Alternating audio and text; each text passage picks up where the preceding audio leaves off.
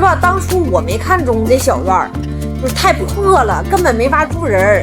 我老公就看中了，就拍大腿说好。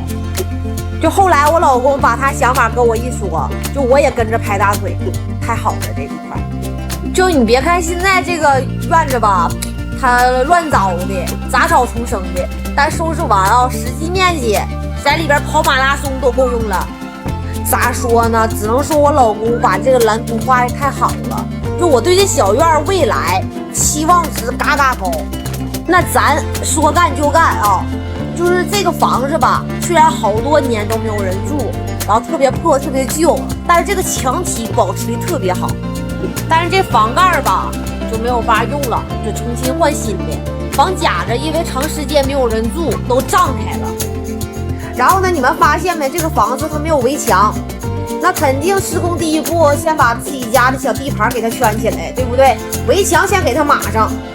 那么问题来了，就这个房子吧，它地势有点高，它四周想要做围墙，就必须得做挡土墙。就刚开始吧，咱不干这个东西，咱真是不懂。就估计吧，有些人也是跟我一样，就是不明白什么叫挡土墙是干啥的啊。就我简单跟大家说一下啊，就我们家地势高，然后旁边洼，所以说呢，我们必须砌这个墙，得把这个土挡住，防止它这个墙倒或者是土滑下去，就类似于这样的。然后呢，这大哥就跟我说了，你要想砌围墙，你四面你必须得有2面做挡土墙。然后呢，我们还想在河边那面，然后做一个鱼池子，所以说又多出来一面挡土墙。就现在就是4面围墙，有3面做挡土墙。好嘛，这没等开工呢，先给我来个下马威。这开工第一步就给我接了个大活。那行了，大概的咱们施工流程呢，就算是捋顺了。下级呢，钩机和工人就都进场开始施工了。那没给我点关注的呢，就把免费的关注给我点一点啊，跟我一起见证我小院是怎样焕然一新的，啥都稀奇。这人家砌墙的石头，我又说跟咱普通石头不一样了。瞅着没？就这一车车往这院里边卸的，就是砌墙的石头。这个石头叫毛石。人家土建大哥说了，就这毛石砌的墙你就用吧，随便用，啥毛病没有。我说大哥呀，赶紧讲话了，那我们家这个墙不能当传家之宝了。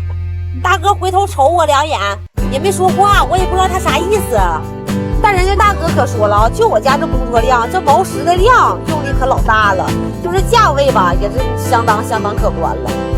这跟大哥唠完嗑了，我这火蹭一下就上来了。你就看这一车一车的就往这院子里拉，这满地的毛石，看着我心都突突。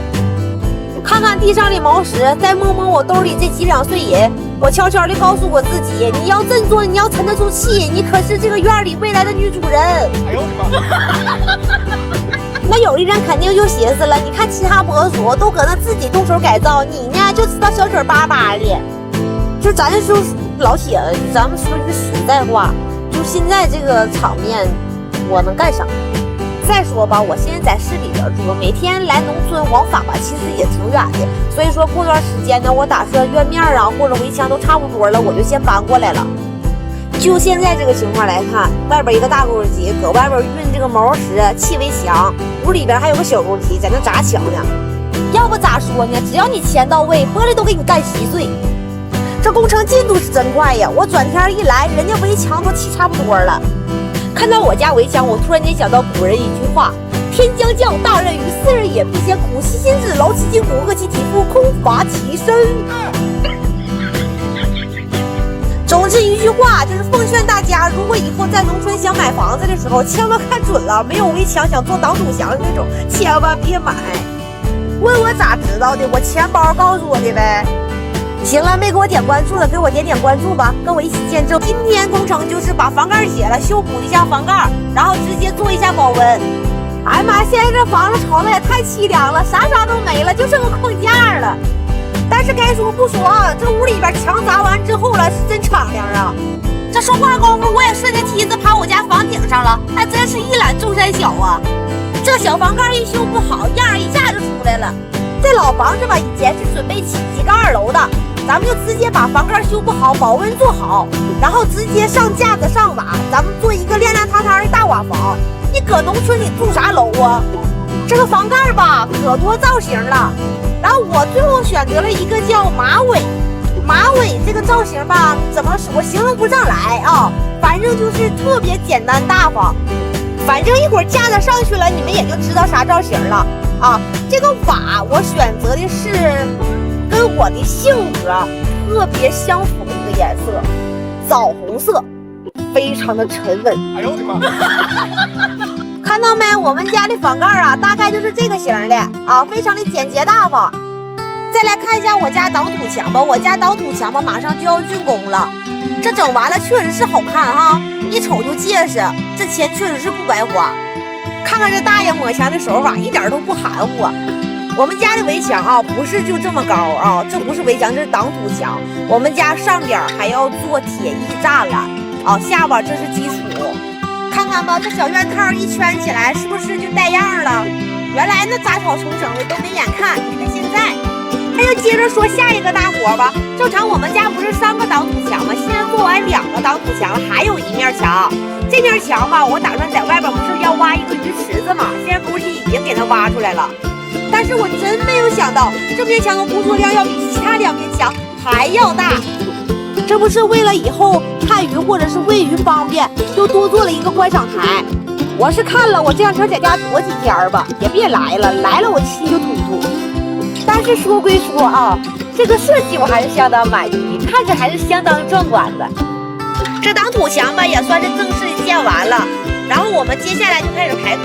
你看到我视频里录的这老高的土啊，咱全都得终于初见雏形了。这俗话说得好，人靠衣服马靠鞍。这瓦上完以后了，你看这房子，哎，它就有样了，越看越顺眼了。在农村呢，有这么一个风俗习惯，不管你是重建房还是改造房，在你上梁的时候都有这么一个上梁仪式。一般呢都会找村里边比较有威望的先生过来帮忙举行。上梁呢是指安装建筑物屋顶最高一根中梁的过程。上梁有如人之下患，所以说呢，上梁是建房最重要的一个环节啊。古人呢更会大摆祭祀，颂唱上梁文，以祈求根基牢固，送祝房舍平安长久。但是呢，随着时间的推移，时代的变迁，很多的礼仪已经被重简。上梁呢会在梁之两端挂红绸，红绸下垂，请顺治同田一枚，取平安和顺之意。上梁之前照例要行祭拜之礼，祭拜鲁班先师和杨公先师。原古语说得好，定是定，好是好，啥是上梁，啥是好。临上梁时呢，还要用红纸写上横批竖联。当屋梁两端放正，还要行抛梁礼，就是呢从梁架上抛洒食物，比如说糖果、花生、钱币之类。上梁礼呢最有趣的当属喊梁，喊梁也称呼龙，就是说吉祥话，然后开始鸣放鞭炮。上梁好一条龙，弯弯曲曲朝上行，叫声大龙长一领，亲戚朋友来挂红，鸣放鞭炮。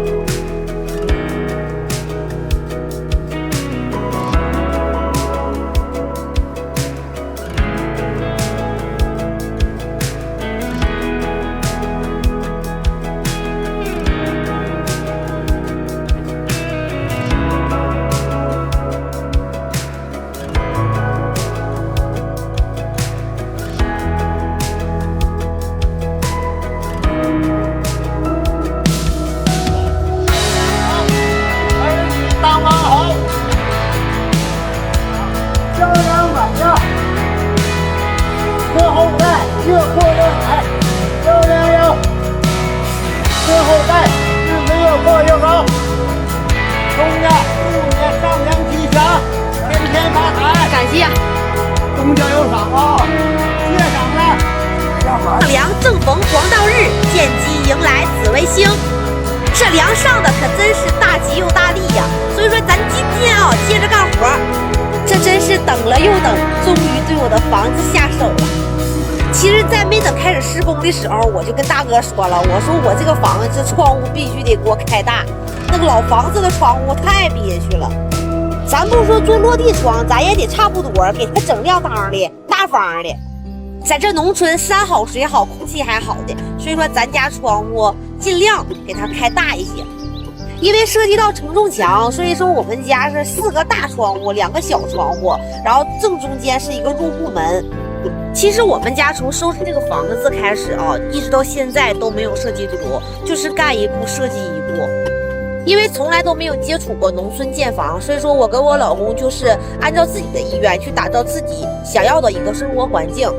其实每天我都会在这个房子里边走很多遍，就比如说一个角落，我会想着它怎样设计，然后在以后的生活当中，我跟老公会更加的方便。所以说咱们还得撸起袖子加油干。屋里边开始做坚壁墙，就我这痛痛快快的人，肯定不会让我的段子磨磨唧唧的。第一天呢，就是先把坚壁墙的地基给整好，地基一整完，我们家的格局一下就出来了。第二天呢，开始砌坚壁墙，因为我们家坚壁墙的工作量比较大，所以说得砌2天。你们看砌墙这个人眼熟不？没错，他就是专挑大块石头搬的那个66岁的叔。你就说这墙砌的板正不？下班点都到了，叔还拿个笤帚给我扫墙。谁家砌墙缺人啊？联系我，我帮你们找他。哎呀妈呀，现在这坚壁墙砌一半是真没法看呢，太像我以前上学的时候我们学校那个厕所了。哎，你看砌完了效果不就出来了吗？我们家这是一个走廊啊，走廊对面那个墙后期会打开做一个门。这屋砌好了，看看我这个卧室大不大？这大卧室翻跟头都够用了。这个是卧室里的卫生间，然后里边会做一个泡澡池子。主卧的卫生间超级大。好，这边这个是储物间、衣帽间。啊，这一个走廊，小走廊。这边是看这边卫生间，这边可以做炕。这个是一个小卧室，这个也是个储物间、书房都可以。咱这地方做的是开放式书房，这个是厨房这个位置，然后这地方做个大吧台。这个地方是餐厅，这就是我们家屋内的格局，由著名设计师子琪和她老公一手设计。咱说这小冲整挺好，这边这活咱也得继续干呢。我让师傅把门开大点，虽然咱这个头不高，但是咱这气势一点都不能输。这屋呢，小火炕也盘起来了，我设计的是满屋都是炕，进屋咱就上炕。该说不说，俺家这炕我是真心。等天冷了，我也端盘瓜子坐那热炕头上。后期还要再做一个外墙保温，咱争取把四处漏风变成密不透风。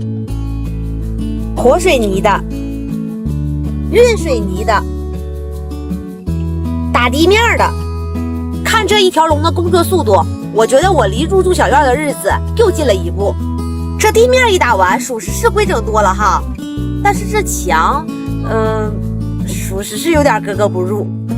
跟俺叔讲话了，你着嘛急呀？这不赶着弄呢吗？自己在家改造房子，千万记住，水泥墙面得先浇水再上水泥，等水泥干的发白的时候再浇水，当水泥有点硬了再浇，反复4到5次，这叫养固，是为了增加强度，防止裂纹的。别看我一天啥也不干，倒是把这个100个为什么研究的挺透彻。这个泡澡池子可算是一个佳作，这老大浴池那不是想咋洗就咋洗吗？对了，俺家这个侧门打开了，自从砌完这个坚壁墙啊，这个走廊给我憋屈了都。你说在农村住吧，那肯定要有一个小火炕，那么有火炕我还不想在屋里边烧火，所以说我把侧面打开了一个门，然后在外边做一个材料厨房。那肯定有人就说了，你去农村生活还要把房子装修得像市里楼房一样，那还有什么意思？可是我不这么觉得，我来农村是为了空气好、山好、水好、环境好，但是生活质量咱也是要有的。农村有农村的好，楼房有楼房的好，那为什么不把它们2合一，去享受更深度的舒适呢？这个房子呢，我也打算做一个现在农村最流行的一个阳光房。在南边院子的角落呢，我还要做2间小仓库，冬天可以放东西，夏天还可以住人。这2个房子呢，就做彩钢房，省时还省力。屋里边开始铺地热管，有人说铺地热就不需要再做地面保温了，但是冬天那么长，我还是希望我的小屋暖洋洋的。我老公也是再三嘱咐，铺地热管的时候一定要在规定范围内，密度最小化。所以说，看看我们家铺的地热，冬天还会冷吗？好多人都说让我在外边再挖一个时间把瓷砖搬了回来，只为快一点入住新家。选瓷砖的规格，我们俩可是下了不少功夫。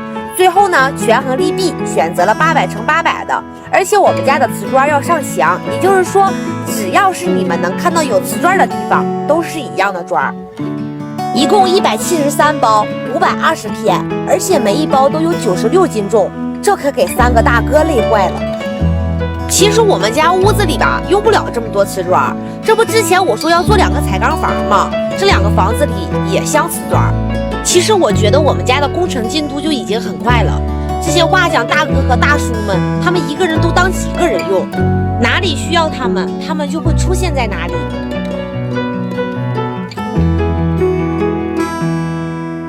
离得好一些。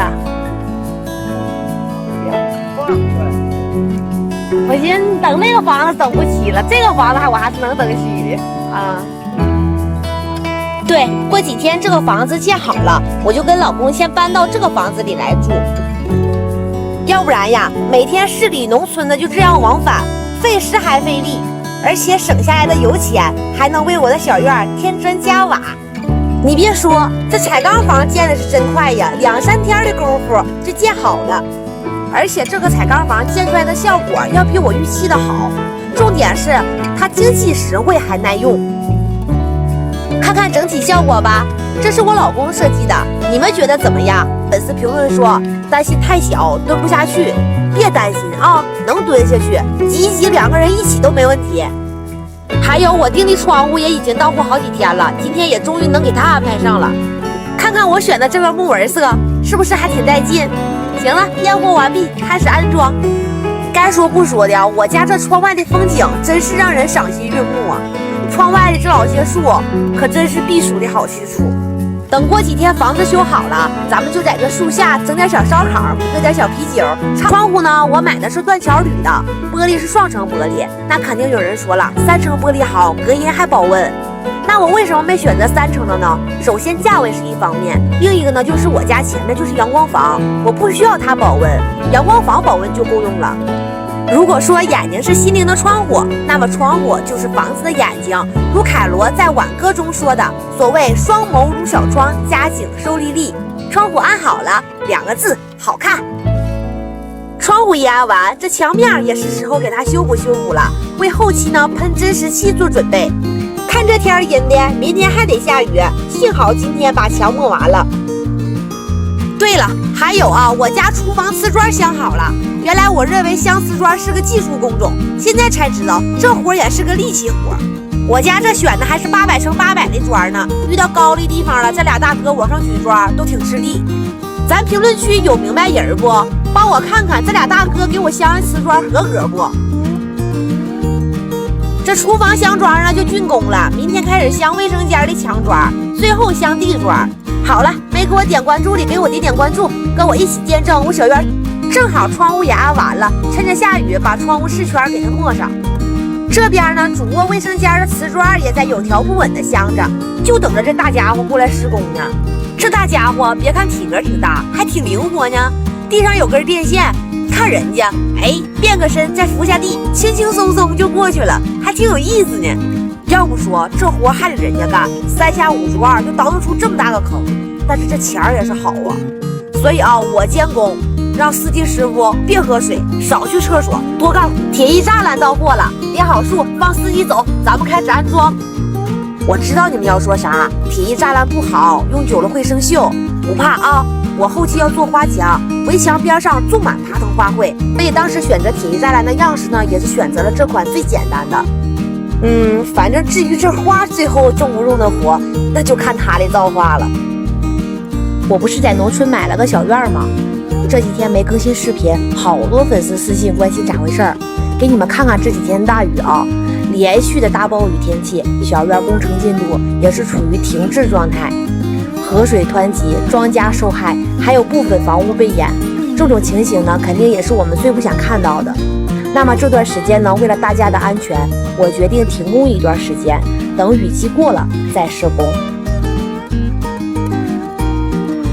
小院现在状态呢，就是新盖了一个鸡圈，这个鸡圈目测可以养几百只鸡鸭鹅啊。听村里人说，这山里边有野猫和黄鼠狼之类的，喜欢来抓鸡吃，所以我是防之又防，鸡圈也是围了一层又一层啊。坐在我的小火炕上，看着我的鸡圈，不禁让我想到自己养的小笨鸡儿是不是会更香？所以说大吉大利，冬天来我家吃鸡。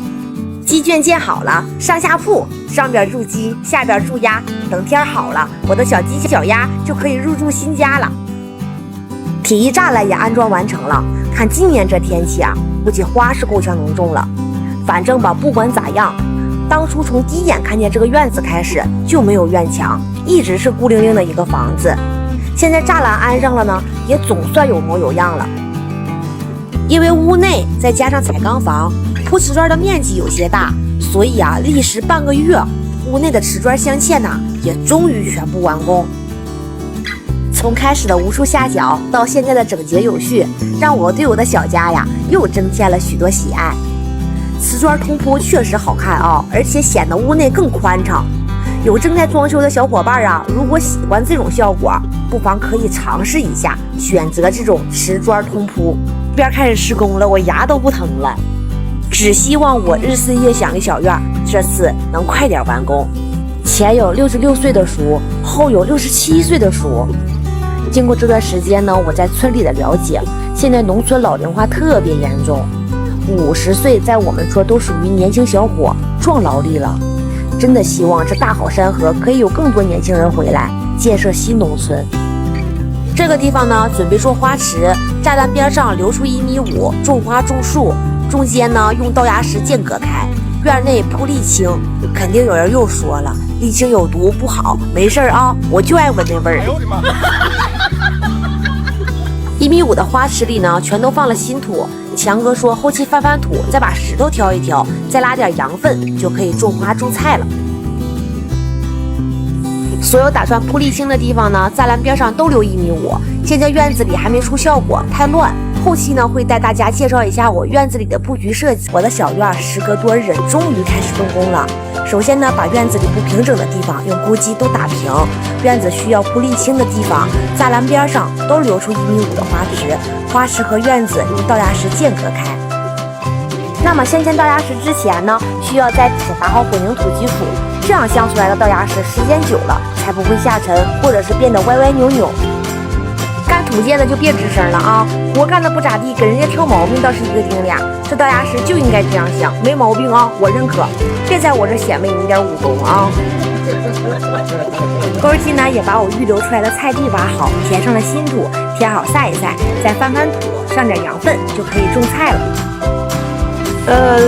这些是不是都应该买？反正我每个都买了。想象很美好，现实很残酷。鱼池上下水之前没搞好就停工了，现在我的鱼池已经没眼看了。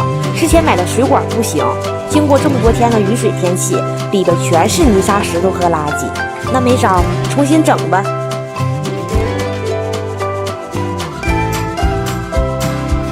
这真是7月的天，孩子的脸说变就变，淅淅沥沥的下起了小雨。钩机一天这么贵，顶雨也得干呢。由于呢水管里泥沙太多了，人工加钩机合力才把管子都挖出来。经过这次的教训，今天小院有个大活，要把这2个加起来10多吨的石头归位。这场面我离这老远卖单都给我看得心惊胆战的。石头归位，花园里边放一个。有细心的人呢，一定会发现我院子里有一堆石头，这些石头呢也给利用上，在菜地里用钩机雕出来一个小假山。今天天气太热了，所有人身上都像蒸桑拿了一样。为了防止大家中暑，我给大家准他们，我真真切切地感觉到，做人应该懂得知足。曾经我的父母也是这样，汗滴掉地上摔8瓣，才把我抚养成人。匆匆吃了几口之后，又投入到了工作当中。该说不说，强哥真是万能的，想到了这个办法雕假山，瞧他这认真劲儿，真想给他一个大大的赞。路牙石呢也在紧密镶嵌当中，最后呢让我们一起看看成果。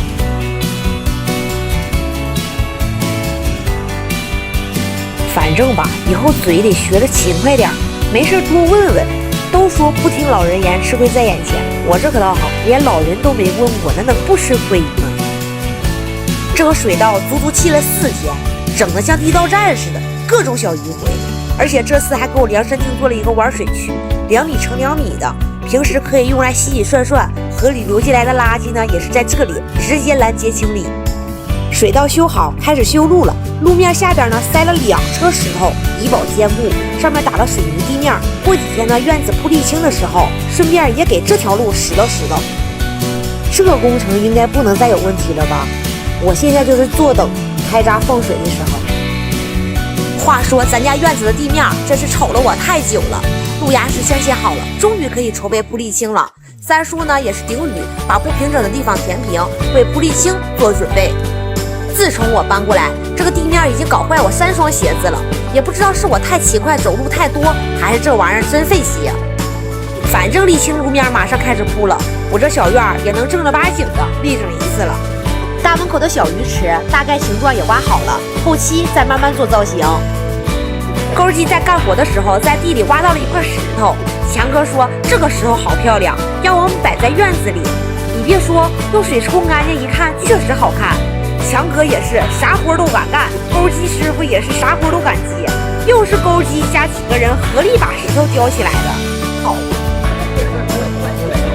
还有吧，自从我搬过来小院开始，我没有一天不抱怨这个院面的，它是属实太硌脚了。我还总喜欢穿个破拖鞋满院子晃悠，扎了脚坏了鞋。这不，终于呀，今天一大早刚起床推开房门，哎呦我这一院子的人莫不是都来给我铺路面的？这个阵仗，哈哈，我一马平川的小院面终于指日可待了。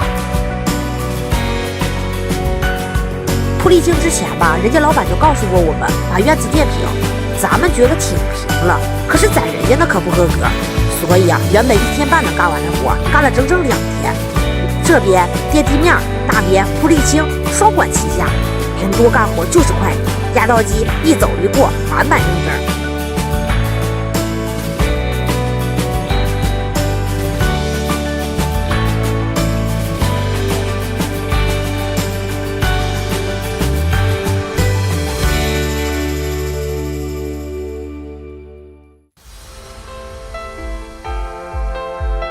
Ich hab die ganze Welt gesehen, von Singapur bis Aberdeen. Wenn du mich fragst, wo's am schönsten war, sage ich Sansibar. War eine harte Überfahrt, 10 Wochen nur das Deck geschrubbt, hab die Welt verflucht, in den Wind gespuckt und salziges Wasser geschluckt.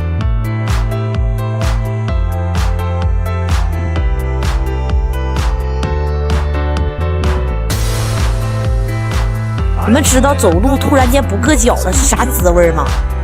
太爽了！辛苦了他们整整2天，一直到第2天晚上8点才干完。总的来说呢，挺满意。看小院乱七八糟看久了，突然规整，我咋像走错别人家院子了呢？小院修建需要时间，就好比室内装修，硬装完了才能搞软装，软装呢往往才是锦上添花。就好比这个车棚，后期刷上颜料也会很漂亮。现在要我看呢，也确实不咋好看。这个车棚后边有花池，明年春天种上爬藤植物。哎，今年呢，这个花和树是种不上了。车棚建好了，你还别说，比我想象的要好看些。这个大车棚应该足够停车了吧？瞅我急不可耐的也把我的座机停了进来。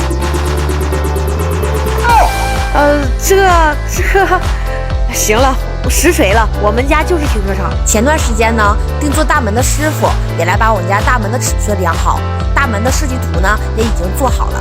因为觉得白钢管原色太丑，所以啊，我跟老公想了各种补救办法，最后我家白钢奢棚刷上肯定是极美的。这下可好了，自从发现这个木纹漆呀，我们两口子就开始了肆无忌惮的焊接。之前呢说在房前做阳光房，不都说听人劝吃饱饭吗？这回啊我可听人劝了。那水是有源的，树是有根的，我们家不做阳光房是有原因的，你听我细细道来啊。就我们家阳光房这个事件，我总结了以下几点群众建议。第一点呢，就是我们家阳光房挺大的，60多平，做好了呢太贵了，做不好呢冬天反水。别人冬天在家闲着没事干，我冬天就插水玩了。第二点呢，就是我们家房盖做的保温，地面做的保温，外墙也要做保温，地热管呢也是铺得非常到位了。大家都说啊，没有阳光房，我家也一定不会冷。夏天还贼老热里，屋里根本待不了人，阳光房里边的瓷砖都烫脚。反正啊，不管咋地，说这话的人我都拿小本记着呢。如果冬天冷，我就跑你家住去。哎呦我的妈！听明白了吧？阳光房不做了，现在可倒好，有了木纹漆撑腰，门前阳光房硬生生被这白钢架子取代了。哎呀妈呀，这还不止呢！我们家后边鱼池围栏原本要定做栅栏，现在呀，我看也是不用了，这都可着白钢霍霍吧。所以啊，我现在就祈祷这没看到没摸到的木纹漆千万别给我丢链子呀，不然我这一院子的白钢制品如何自处？还有啊，我家鸡窝阴暗潮湿不通风，鸡窝里总是潮湿的状态，这头一回养鸡啊，鸡都给我遭罪，所以我决定把后边的墙打通，新开一个门。后边的空地呢，正好也可以围起来，做他们的娱乐场所。白天放出来，晚上把门一关，这样呢前后通风，鸡窝里会干爽很多。那肯定毋庸置疑了，顺带让师傅再给我焊一个鸡院门。室外的晒水坡也磨好了，农村房子必须有这个，不然房檐掉下来的水呀，都进房子底下了，时间久了可不行。别看我是农村孩子，这个之前我还是真不懂。顺势呢，把我这个不成器的房前雨棚也抹地面。别看啊，就这点活，整整干了2天，水泥袋子都堆成山了。这玩意儿咋这费水泥呢？抹完地面呢，得等好几个小时才能压光，压光的地面会更加坚固，不是更加光滑。所以啊，第二天晚上9点多才压光完成。终于等到我们家室内开始动工了呀！地面呢，瓷砖做好防护，木工经常开始吊棚。因为我们家呢属于是老房子翻新啊，所以说本身举架就不高。为了房子里更加宽敞些呢，原本我不想吊棚，更别说那个棚顶造型了啊。奈何呢这个房子翻新砸墙啊，导致棚顶瑕疵太大，直接刮石膏抹不平啊。所以说啊，最后木匠量好尺寸，给我吊了这么一点点的棚。最终呢给我们家举架敲定在2.9米啊，也还算可以。厨房原本呢，我不是打算要做个吧台嘛，但是看着橱柜呢底柜已经打好了，看着还是不错的。对了，我们家又停工了因为我们当地呢静态管理了，这几天工人没来干活，突然间家里就剩我们老哥俩了，还挺清闲呢。然这几天呢，屋里边刮石膏倒没受到太大影响解封第2天我早早就起来迎接这3个刮石膏的大姐。别看这3个大姐是女的，干活可不输给男人，那手法可谓是行云流水呀。这几天的大雨有点影响我们家石膏干的速度了，但是好在我们家前后窗户离得近，窗户这一开呀，秋风习习的，给那石膏吹得透透的。石膏一刮完，厨房和卫生间的吊顶直接安排上。为了赶工期，为了过几天我不挨冻，这几天真得加快速度了。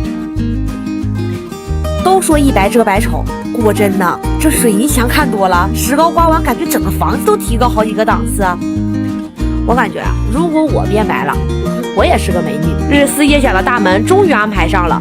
要是论大门的重要性我家门口就是公路，没有大门，我天天就跟睡在大马路上似的，真没安全感我家大门呢是一个对开加2个小门，一共4个门柱。这大门安装学问可多，大宅配大门，小宅配小门，门楣高低呢也要把握好。就比如说如果大宅配小门的话，会使空气闭塞，旺气进不来，影响家里的世运呢。所以说大门的风水尺寸非常有讲究。一般大门呢风水尺寸最佳的测量工具就是鲁班尺。鲁班尺是古时候用来测量这个门吉凶的一部工具。另外呢，大门的朝向也非常有讲究，东南西北各有说法。如果说按照风水学来讲，它是会影响一家人的运势。就比如说朝东，东方呢是大部分人都非常喜欢的一个朝向，主要呢是因为东方是太阳升起的地方。俗话说一日之计在于晨嘛，所以说早上是我们精力最充沛的时刻，所以说这个方位也代表生气和朝气。总之呢，最好最吉利的大门朝向呢，就是符合周围的自然环境与适合自己的方位来选择。东南西北其实各有千秋啊，所以说大门朝向啊，就是根据自身去认真选择就可以了。还有啊，安大门的时候啊，在民间有个挂红的习俗，开门红啊，挂红呢代表新家红红火火，家庭兴旺，未来飞黄腾达，有很好的意义。咱们家安大门之前呢，还放了鞭炮，图个吉利嘛，希望日后可以大红大利。另外啊，院子里我又新建了一个室外柴灶。在农村啊，我感觉室外柴灶必不可少。了解的铁们呢，肯定都知道，东北啊，好多美食都离不开这大柴灶。原本其实想着明年开春再起，但是一想到过段时间落雪炖大鹅，我还是觉得现在有必要建一个。原本这个雨棚下边堆了一堆杂物，现在清理干净，砌上灶台，瞬间规整多了。这灶台好不好烧，一定要在抹灰之前试一试，不然全部搞好以后冒烟废柴，那时候返工可是件麻烦事儿。咱家柴灶测试完毕，好烧不冒烟还省柴，完美。试好锅以后开始抹灰，抹完灰以后一定要晾晒几天，这期间呢不能点火做菜，否则水泥全部都会开裂。我这个柴灶做了一个锅位，外加一个大水池，夏天冰镇啤酒、西瓜、洗菜都会方便很多。中间呢做了一个放柴米油盐的地方，后期呢做个小门，用完把门一关，干净又卫生。这天凉了，之前订好的空气能呢也来安装上了。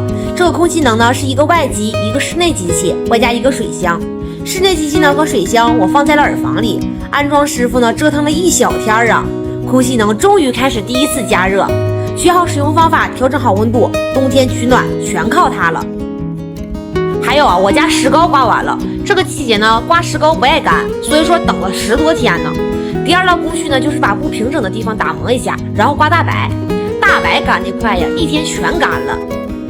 但是接下来的操作我属实是第一次见呢，就是这次吧是高强度打磨，然后吸尘，所以说导致我整个房子冒白烟。我为了亲临现场拍摄第一线报，我袖口捂住口鼻，猫个腰，低个头就冲进去了。哎呀，反正啊，总结不管干啥都不容易。这最后一道工序呢，就是喷乳胶漆，因为我跟我老公呢要立刻住进去。另外我家是不打柜子的，所以说我家的石膏大白乳胶漆就是必须要严格一些，要没有味道的，所以说选的都是品牌的。明亮的屋子从乳胶漆开始，喷完乳胶漆，屋子里显得更宽敞了。细腻的墙面像个孩子的脸蛋儿。